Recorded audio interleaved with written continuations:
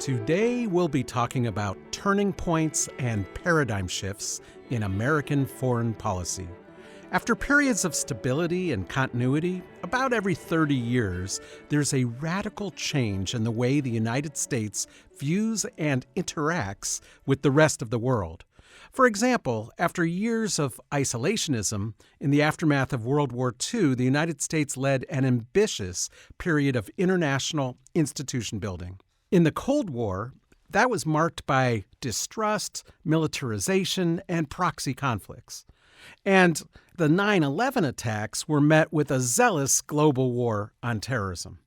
So has Trump 2.0 ushered in one of these historic turning points? What are the fundamental foreign policy changes he has pursued so far? Are they likely to be temporary blips or durable turning points? And what are the consequences for the United States and the world community? I'm Michael Scharf, the president of the American branch of the International Law Association and former dean of Case Western Reserve University School of Law. In this broadcast of Talking Foreign Policy, I've assembled a group of leading international law and policy experts who have worked in the government, think tanks, private practice, and academia to answer these questions and to provide a preview for the American Society of International Law's 2025 mid-year meeting, which is being held in Cleveland in September, focusing on this topic. So, from New Haven, Connecticut, I am happy to welcome Harold Hongju Ko, former dean of Yale Law School, who served as the legal advisor and as Assistant Secretary of State of the U.S. Department of State. Thanks for joining us, Harold. It's great to be here. Also from New Haven, we are joined by Yale International Law professor Oona Hathaway. She's president-elect of the American Society of International Law and a former special counsel at the U.S. Department of Defense. Welcome to Talking Foreign Policy, Oona. Thanks for having me. From Washington, D.C., I'm happy to welcome once again Kevin Nealor. He's an alum of Case Western, a former State Department official and congressional advisor, and he leads the prestigious Scowcroft Group, which was established by National Security Advisor Brent Scowcroft. Welcome back to our show, Kevin. Good to be with you again, Michael. Now, joining us from Paris, France, where he is celebrating his 60th birthday tomorrow, is Dr. Paul Williams, president of the Nobel Peace Prize-nominated Public International Law and Policy Group, and a chaired professor at American University. Paul is currently serving as advisor on peace negotiations to Ukraine's President Zelensky. Paul, it's good to have you once again on our show. Michael, it's great to be back. And sitting across from me in the IdeaStream Public Media Studio in Cleveland, Ohio, is Milena Stereo, an international law expert who holds the Distinguished University Professorship at Cleveland State University. It's great to have you back on the show, Milena. It's such a pleasure to be here again, Michael. So let's start with some background, and we'll start with Milena. Can you tell us what constitutes a turning point or a paradigm shift in international law and policy? Sure, Michael. So a paradigm shift in international law typically refers to a fundamental change in how international law is understood and practiced. And oftentimes this involves a shift in some of our core assumptions and principles and approaches. So in other words, it's a break from the established way of thinking and practicing international law.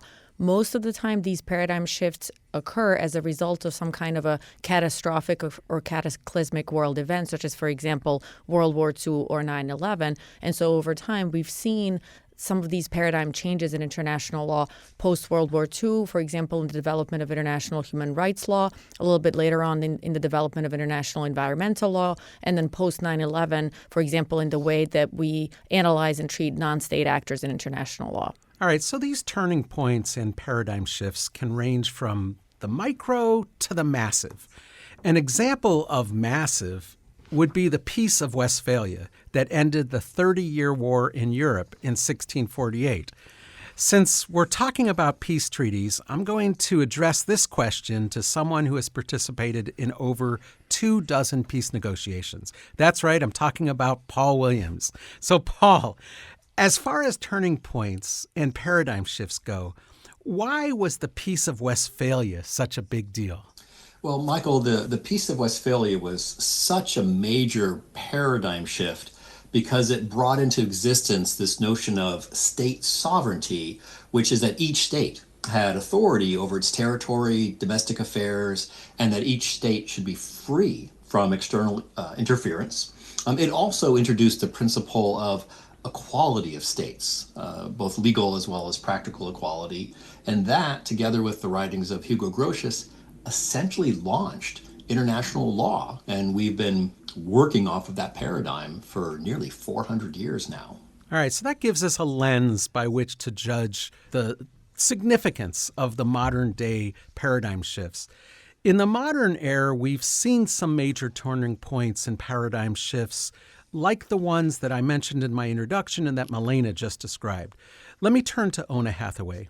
Ona, which of these do you consider the most important of the historic examples, and what's the criteria you use to rank them? Well, I think the most important by far, and the one that really outshines the rest in terms of its importance today, is the creation of the post-World War II legal order. And this primarily we see in the UN Charter and other post-war institutions. And the Charter in particular reaffirmed the prohibition on war that had been adopted by nearly every country in the world in 1928, but obviously hadn't been successful in the Kelly-Brown Pact. But nonetheless sort of started a process of reimagining international law.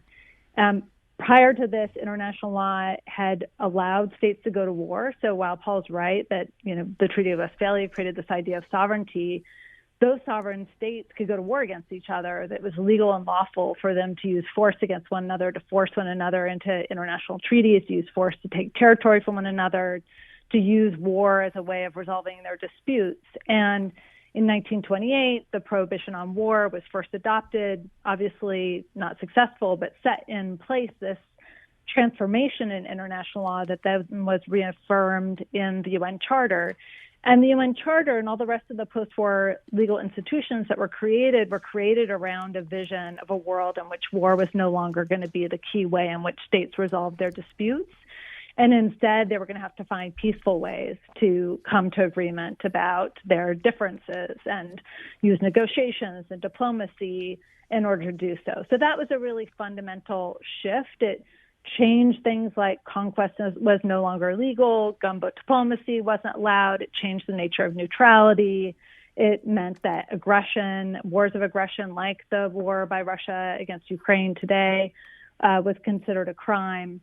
So it was really a transformative moment and gave us the world that we live in today. Yeah. So that was what World War II did to our foreign policy. Let me bring former State Department legal advisor Harold Koh into the conversation.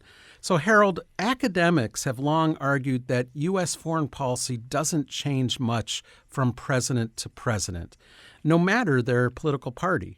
You've written that President Trump is different. Can you explain that to us? Well, I think he has a different set of ambitions. He obviously has a different style. He's more transactional than relational. He's espoused a policy of America first and a hard power approach. He's essentially pushed for a new set of ambitions which are not guided by soft power considerations or international law. I think what he's really threatening, and this goes back to what Ona has just said, is a long-term tradition of durable and reliable U.S. leadership of a rules-based international order.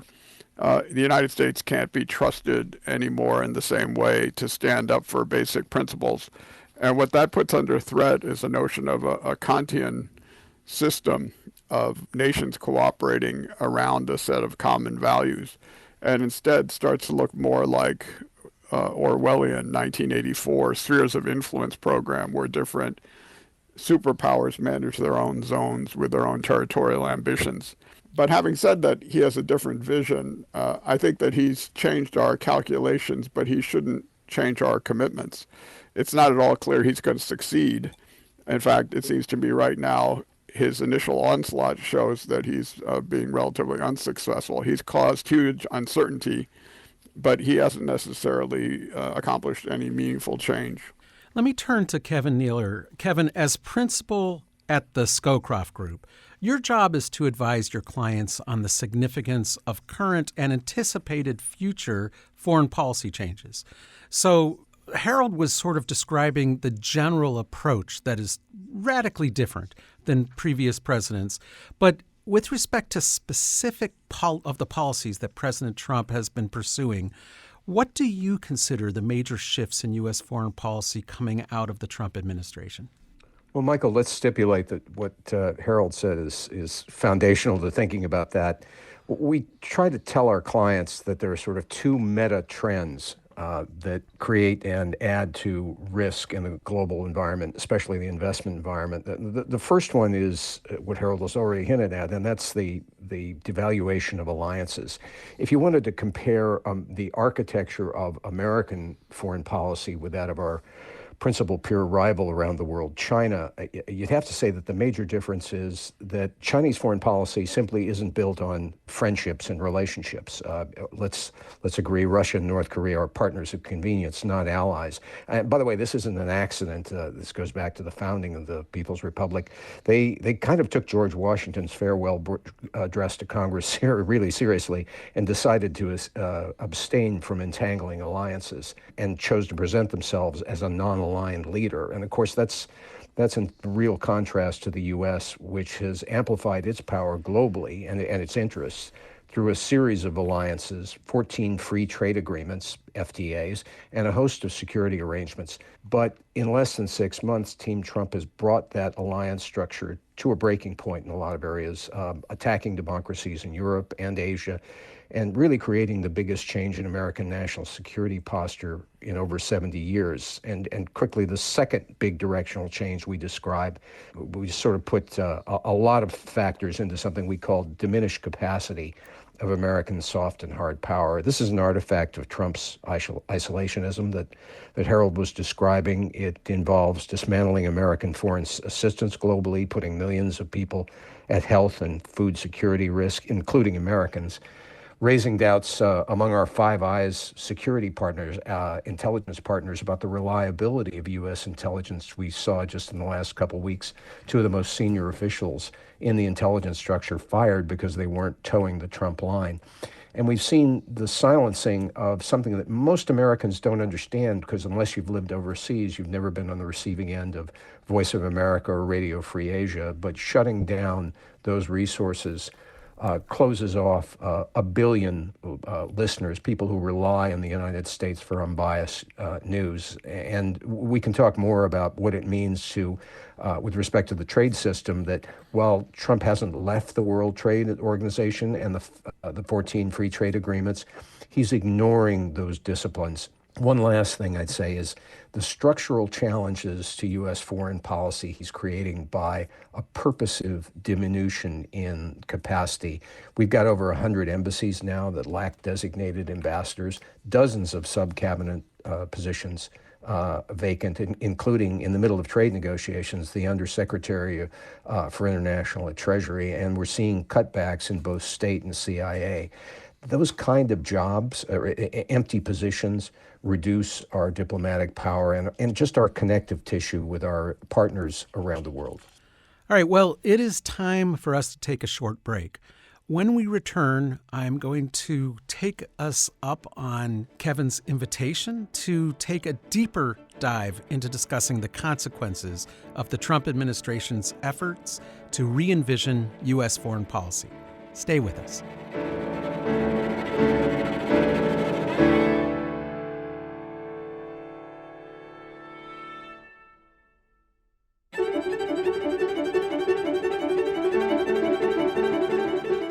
Welcome back to Talking Foreign Policy, brought to you by Case Western Reserve University and IdeaStream Public Media.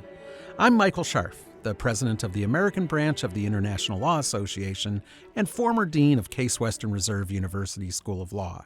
Today, we're discussing turning points and paradigm shifts in U.S. foreign policy.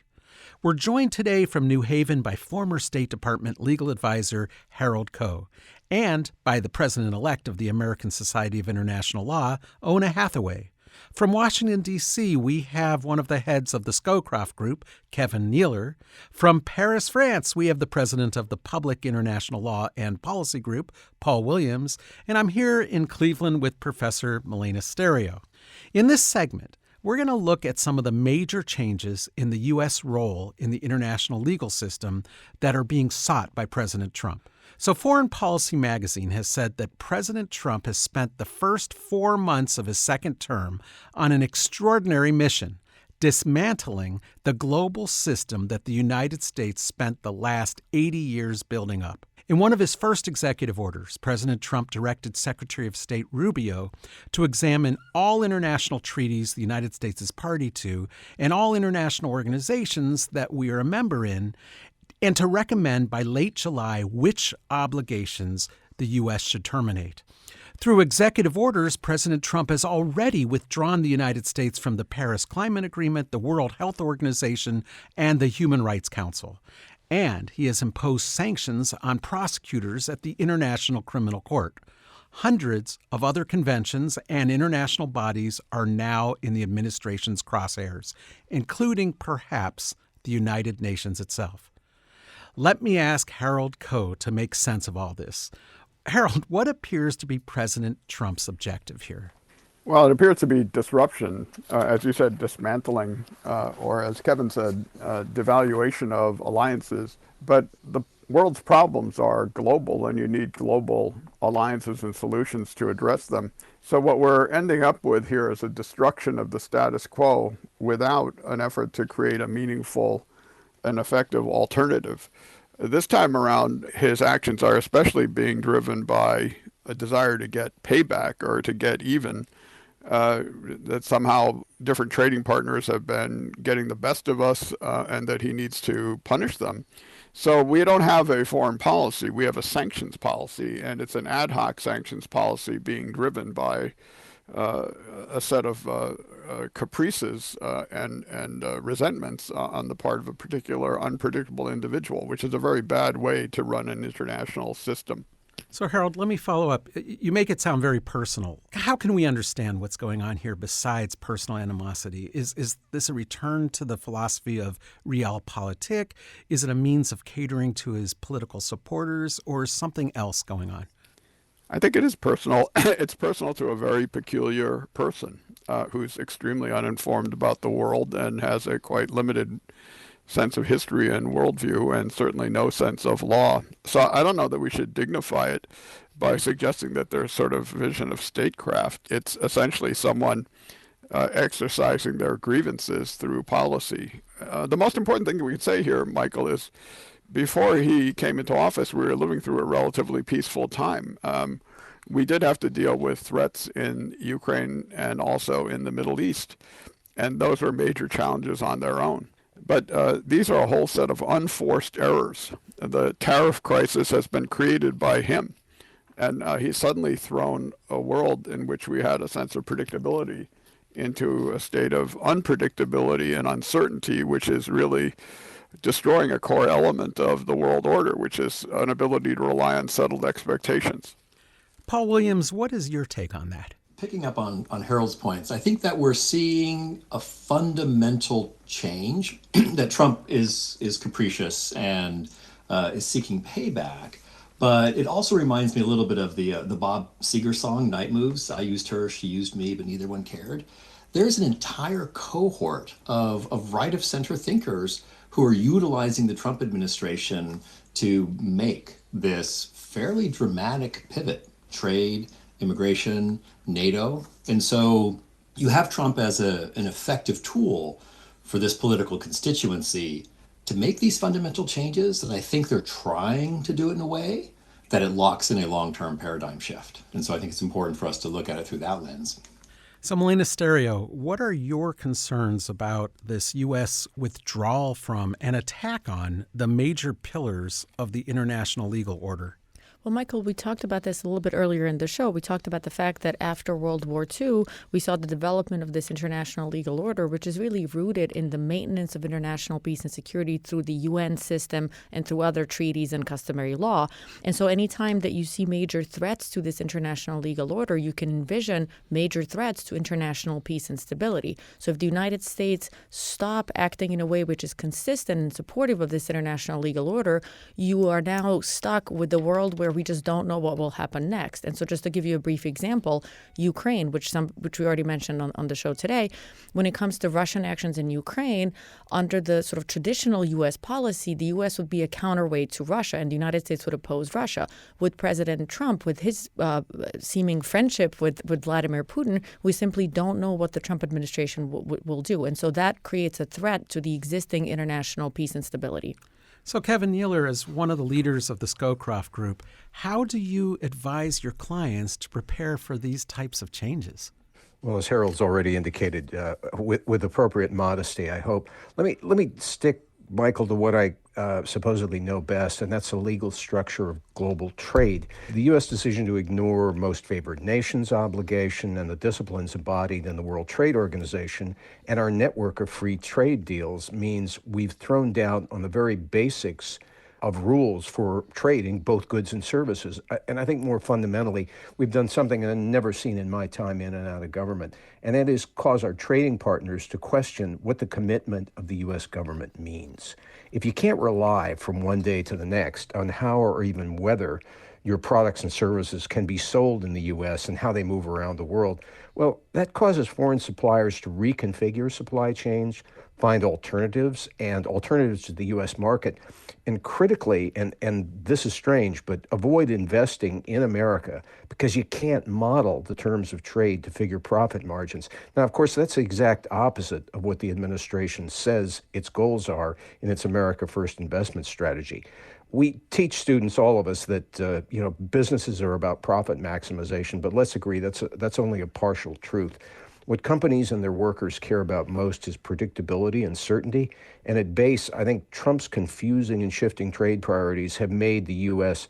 an unreliable commercial partner. So, Paul Williams, let me at least ask you to play devil's advocate here. What are the justifications that President Trump and the administration has articulated for the new tariff policy? Yeah, well, essentially, he articulates his current concerns through charts, and these charts show an ever-growing gap in the trade between the United States and our European allies, between the United States and China, and the North American partners, Canada and Mexico. And there's this sense that if we continue as business as usual, that trade imbalance, that trade gap will continue. So the way he thinks about it is we spend $1 million on Chinese products. So we give the Chinese $1 million. They then take that $1 million and they either buy U.S. treasuries or they buy something in the United States, agricultural land in California or some of our companies, things along those lines.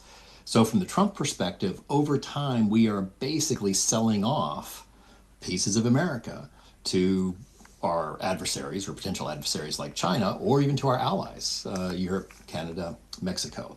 And so he's doing, as Harold mentioned earlier, he's not fine-tuning, he's not tinkering, he's not shifting, he's disrupting. And I think this is a good time to put into this conversation an intense focus on the fact that he's taking a Silicon Valley approach to what he sees as having been effective and having worked for Silicon Valley companies. He's bringing it into foreign policy and economic policy. Destroy it now, rebuild it later. Harold Koh, why isn't the concern about the growing trade deficit and the lengthy trade deficit we have something that is legitimate to base foreign policy on? Well, what Paul just suggested is, relying on Clayton Christensen and other business school theorists, what's called the innovator's dilemma, which is to disrupt existing ways of doing business, but then force paradigm shifts and bring us into new patterns of doing business. That, in fact, only works if you have in mind a better paradigm to which you'd like to settle. And what we have instead coming from Trump is disruption for its own sake, or what you could call Trump change, which is not necessarily going to bring about any better result. I think the tariffs are a clear example of an amazing ignorance of history, because going back to 1930, the Smoot-Hawley Tariff Act triggered a global rise of tariffs that led to a worldwide depression. And so the solution to that was to lower tariffs systematically over time by a series of multilateral rounds in which tariff and non-tariff barriers were reduced, and with more global governance by the WTO and the creation of a dispute resolution system. And Trump has disrupted that, to be sure, because he's now raising tariffs, and he's not doing it through multilateral activity. But what we're seeing in a whole set of bilateral examples is disrupting the status quo without creating a new alternative through negotiation. And then, most fundamentally, as you saw against China, negotiating against himself. He basically says, I'm going to impose this level of tariff, and then China says nothing and stares him down. Then he switches to something else, and he switches to something else. And as Kevin pointed out, what's people in the business community supposed to do? So Trump change is not disruption forcing a new and better paradigm shift. All it's doing is creating economic havoc and ignoring the historical lessons of the past. So another way that the Trump administration has changed U.S. foreign policy is by distancing the United States from the democratic governments that we like to think of as, quote, the West. His threats and confrontational approach to NATO, the G7, the EU, and Canada have prompted the EU Foreign Secretary to declare, and this is an amazing quote, "The free world needs a new leader." So, Ona Hathaway, you served as counsel to the Department of Defense. How can we understand President Trump's actions toward America's historic allies? Yeah, I mean, it's actually really pretty hard to understand, frankly. I mean, it's a pretty stunning betrayal of our historical alliances. It scrambled pretty much everything we thought we knew about the United States' commitment to its allies around the world, and is deeply disruptive, but it's not clear what the end game is of all this disruption. And Paul, what's your view on that?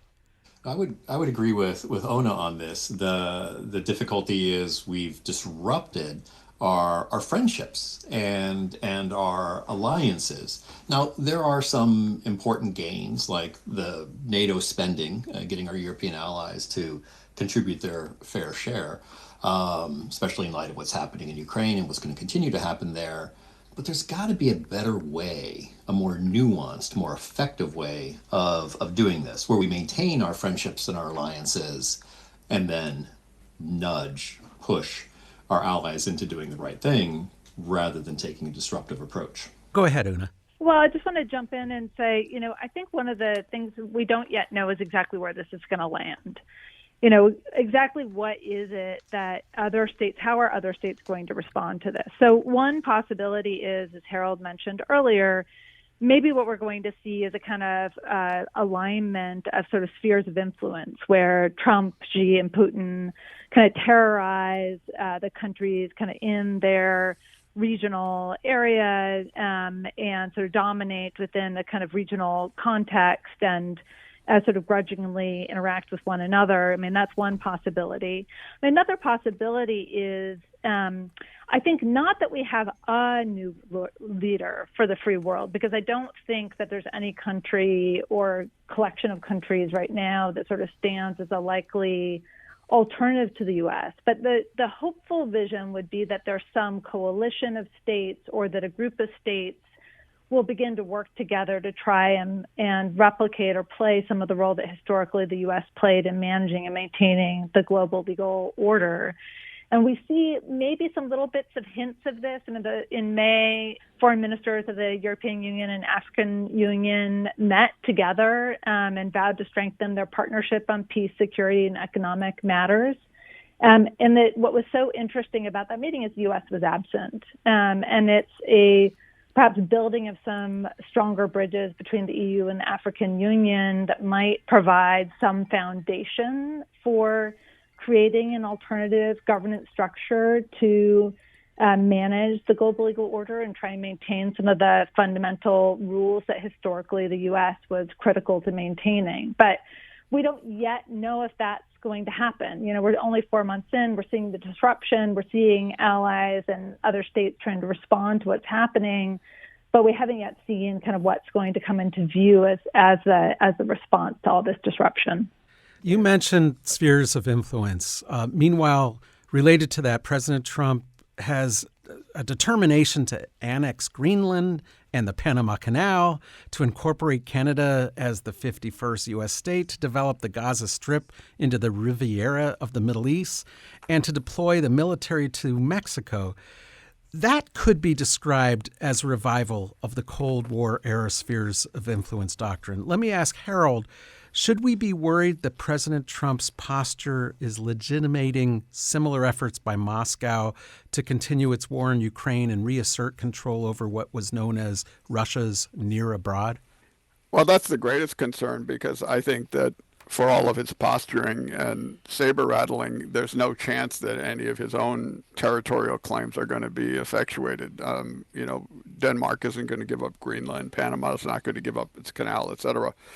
I think, but this better solution is to take Trump's empty plans, for example, his ceasefire program in Russia, Ukraine, and then try to infuse into it the content being established in parallel negotiations between the Europeans and Ukraine. And there should be three core principles. First, nothing about Ukraine without Ukraine at the table, with Ukraine being put on a path to NATO membership. And secondly, that their sanctions shouldn't be lifted without a reconstruction plan, a compensation plan, and a commitment to peace without justice. And then third, keeping accountability on the table. That infuses a serious peacekeeping plan into what is right now Trump's call for peace without conditions. All right, well, it is time for another short break. When we return, we're going to be discussing whether President Trump's radical foreign policy changes represent a temporary blip or a long-term paradigm shift. Back in a moment.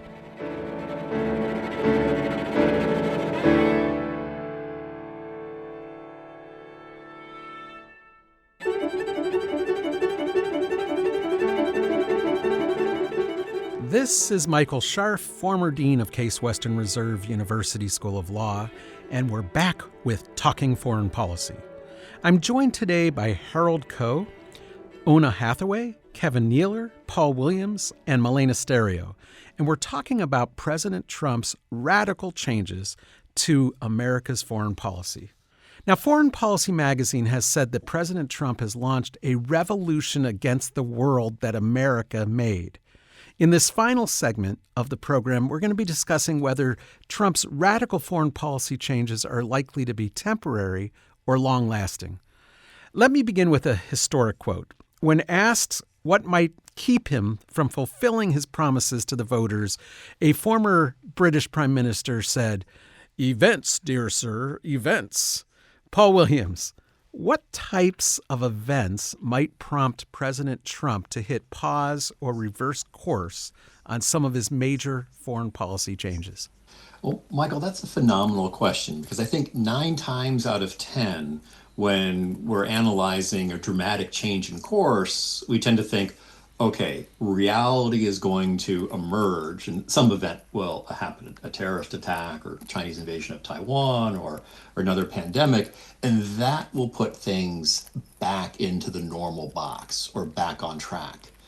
I actually think Team Trump and the framework that they're applying is designed to accommodate those events when they do happen. There's almost a sense that they're restructuring, they're as we say, they're disrupting, and then they seem to have, although it's hard to tell what it is, a plan for the day after disruption. My guess is they might welcome some of these events to essentially prove their case and to double down on what they've been doing already. So I don't see events kicking it back on track. Well, then let's talk about some other things that could sidetrack President Trump's foreign policy changes. Harold Koh, as former legal advisor of the U.S. Department of State, do you think that the U.S. courts will halt or reverse any of President Trump's attempts to transform U.S. foreign policy? Well, I think they already have. In the month of May, we're speaking here in early June, Trump lost 96% of the time in the courts of more than 50 rulings. There have been temporary restraining orders and preliminary injunctions against Trump on almost every issue across the board. So the great philosopher Mike Tyson once said, everybody has a plan until he gets punched in the face. And so we are only 150 days in. Trump has a plan, the Project 2025 plan. He rolled it out with great acceleration, and it's being essentially blocked. Now, the obvious question is what will happen at the first Supreme Court test. We've had one argument in the birthright citizenship case. Besides that, everything else is going on in the shadow docket. We probably won't have a big case until the fall. But I think that very well could be the tariff case, where I, for one, and have signed a brief to this effect, think that the president's exceeding his power. And I think that's a decisive moment for the Supreme Court to push back against Trump's initiatives and say, let's keep this within legal bounds. Well, and this has been a Supreme Court that has largely been appointed and pro-Trump, so we'll have to see how that goes. Ona Hathaway, as president-elect of the American Society of International Law, let me ask you whether international courts can affect President Trump's foreign policy agenda in any way. Well, the answer is it depends. So the U.S. has not agreed to the compulsory jurisdiction of the International Court of Justice, although it's agreed to its jurisdiction in specific treaties. The U.S. is not party to the International Criminal Court. It's not party to the International Tribunal for the Law of the Sea. So the likelihood of those courts having a direct impact on Trump policies is limited. The U.S. is, of course, a member of the World Trade Organization, and therefore complaints can be filed against it in the World Trade Organization dispute resolution body.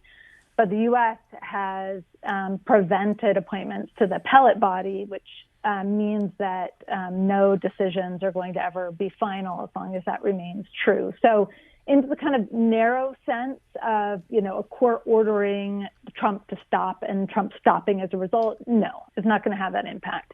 But I will say that it will have an impact because there will be ways in which decisions in international courts are going to be interpreting international law, both directly actions of the United States, but also indirectly. So, for instance, there are several cases related to Israel's policy in Gaza that is, of course, the U.S. is not a party to those cases, but U.S. action is directly implicated because the U.S. is a major arms supplier to Israel and is supporting Israel in its actions. And so to the extent that these courts are weighing in on the lawfulness of that war, it's indirectly weighing in on the lawfulness of U.S. policy. So I think it may have an impact. The international courts may have an impact by reaffirming particular interpretations of international law that may go against the interpretation that Trump and members of his administration are giving, and therefore undermine the legitimacy of the claims that he's making as a matter of international law and make other states less likely to cooperate with the United States and more likely to align to oppose what the United States is doing on the international stage. All right, so that's... Michael, it's Harold. I would just add to what Ona said that whether the International Court of Justice orders compensation that can be collected from more than 300 billion euro in frozen Russian assets for Ukraine is a critical question going forward. After all, in all situations, the province and duty of the judicial department is to say what the law is. As Marbury versus Madison said, the enforcement mechanisms come from elsewhere, and one of those enforcement mechanisms is getting compensation for Ukrainian reconstruction from frozen assets. They shouldn't just be returned to Putin as if nothing has happened over the last 3 years. All right, so that tells us the story of the courts. Milena Stereo, what can we expect from international bodies like the UN, the European Union, the Organization of American States in response to President Trump's actions? Well, Michael, I think it's fair to say that many organizations, especially the regional ones like the EU or the Organization of American States, are in a position where they can no longer count on the United States as an ally and on the United States and as a central part of their particular continent's security. So let me just talk about the EU for a second, because I think that's a great example. The EU has realized that they have to step up in perhaps unprecedented ways to ensure security security for Europe. So just in January of this year, the European Commissioner for Defense and Space called for a so-called Big Bang in European defense spending. Prior to this, the EU, as well as other regions of the world, had counted on the United States, as a partner. I would argue that in this day and age, under the Trump administration, it's fair to say that they can no longer do that. It is hard to predict what President Trump will decide to do, but from the perspective of these other organizations, they're in a position where they realize they have to step up and ensure that they can do things on their own. So, Kevin Nealer, you worked on the Hill before joining the Scowcroft Group. Is the current Congress likely to put the brakes on any of President Trump's foreign policy changes? Michael, proof of concept is so far is no. I don't recognize the incentive structure. I literally don't understand the incentive structure in the current Congress. My time-bound view comes out of the mid-'80s when there were about as many Republican moderates as there were Democratic conservatives in the Senate, where I worked for the Senate leadership. So one looks at the events that have taken place over the last 3 months, and you got to ask yourself, what's the point of being a senator if you never exercise any kind of oversight, the paucity of hearings on just really fundamental issues like the structure of government, what DOJ has been up to. It's just breathtaking, and it's difficult to understand, though. Perhaps Senator Murkowski said it best when she said, we need to actually be honest with ourselves and just admit our physical fear of Trump and Trump extremists. I mean, the fact that we worry about the safety of our families if we take on the Trump administration. Let's agree, that's a place we've never been with an American president before. Yeah. So, Harold, hypothetically, if the Democrats win a majority of either the House or the Senate in the next election, or both, in 18 months, is there anything that a democratically controlled Congress can do to stop President Trump and his executive orders, in terms of his foreign policy actions? Well, especially on the Senate side, if they were to reclaim the Senate, they have control over nominations. It's pretty stunning that this Senate approved such flagrantly unqualified people as Kash Patel or Tulsi Gabbard or Robert F. Kennedy Jr., whose job is to dismantle the entity for which they're created. But I think the bigger opportunity comes if you have both a Democratic president and a Democratic Congress, because this could be a moment replicating that in the 70s after Watergate in Vietnam, when there was a sweeping victory, and that led to the enactment of a whole series of constraints on presidential power, including the War Powers Resolution, the International Emergency Economic Powers Act, the Intelligence Oversight Act, and the like. But that comes once a generation, and it has to be done on the back of what was a perceived disaster. And I think we are already 140 days in seeing that disaster unfolding. And I think especially as it affects pocketbook issues in red states, it may lead to some of these congressmen who blindly back Trump deciding that they've really hurt themselves and deciding to canter back to some more moderate direction if they're going to get reelected. Well, Una, let's say that the next president is a Democrat, as Harold hypothesized. Can he or she simply reverse President Trump's foreign policy directives and return the U.S. to the prior course that it was on? I mean, how easy is that? There's some elements of it that's reversible. Some of the damage can be undone, but a lot of it can't. So to the extent that the president has withdrawn from non-binding agreements, the president can easily rejoin those non-binding agreements. To the extent the president has withdrawn from Article 2 treaties, I actually think that subsequent president could rejoin on the basis of the earlier Senate advice and consent. So some of this can be repaired, but there's a lot of damage that can't be done. I think the damage that can't be undone is the sense in the world that the United States is a partner to be trusted in the long term. I think there's generational damage that's been done to that sense of belief that the United States stands for a set of core principles. And yes, there may be political differences between Democrats and Republicans, those core, basic, fundamental principles were sort of unshakable. Commitment to NATO, commitment to democracy, commitment to our allies, commitment to a principle of not using force in order to obtain international agreements, not threatening conquest. Like these basic principles, most states have kind of created their own foreign policies around this vision or an expectation the United States was going to reliably stand for those basic principles, regardless of whether there was a Democrat or a Republican in office.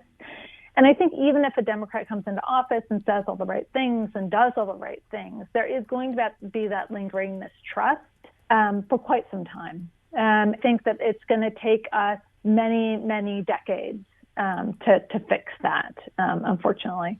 I wonder if this is really a new phenomenon, because I'm thinking about just the International Criminal Court as a specific example. The Clinton administration signed the ICC statute.